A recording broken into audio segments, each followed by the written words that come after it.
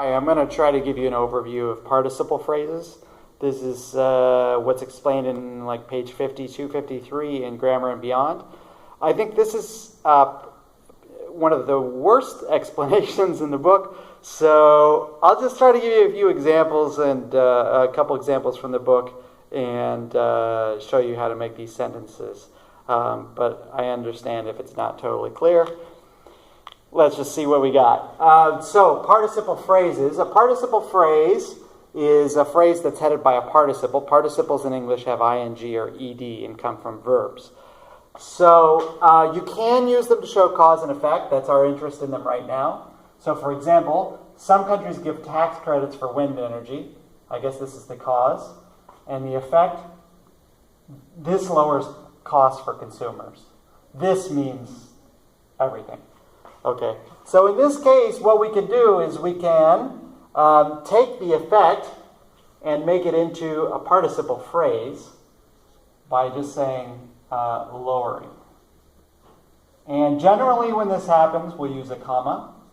So we'll take out the period, put a comma. Some countries give tax credits for wind energy, lowering costs for consumers. So cause and effect. When you do this with the comma and the participle, one meaning it can have is this whole thing does this.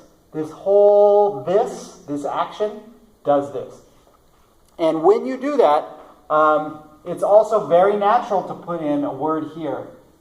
Could be thus, therefore, thereby, hence. So these are pretty old-fashioned words. We don't use them much in speech, but they're common in writing, and they're common in front of participle phrases. Let's look at one more example. Wind energy is renewable. It is a steady source of power.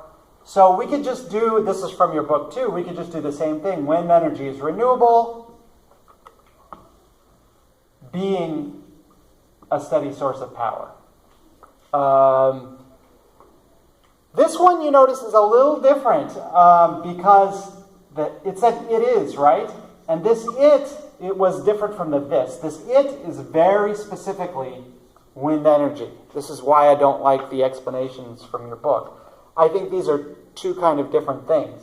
But this is also okay to use a participle phrase as long as the subject is the same. Wind energy is more renewable, and it's also a steady source of power. This doesn't show effect, really, by itself. It doesn't show effect by itself. It shows that wind energy is both renewable and a source of power. And when you say it in this order, it makes it sound like, oh, they're related. When you say it in the same sentence, it looks like these are related things. Actually, you could do it the other way, and it would be just as natural. So you could say, being renewable,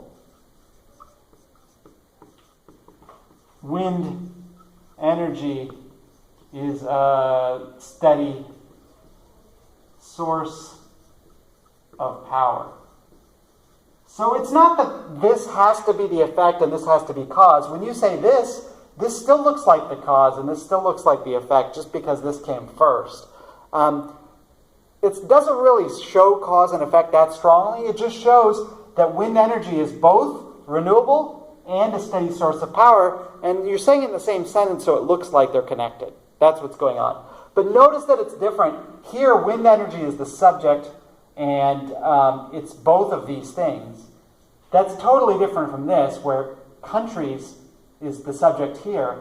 But here, what's lowering the cost? It's actually not the countries that's lowering the cost.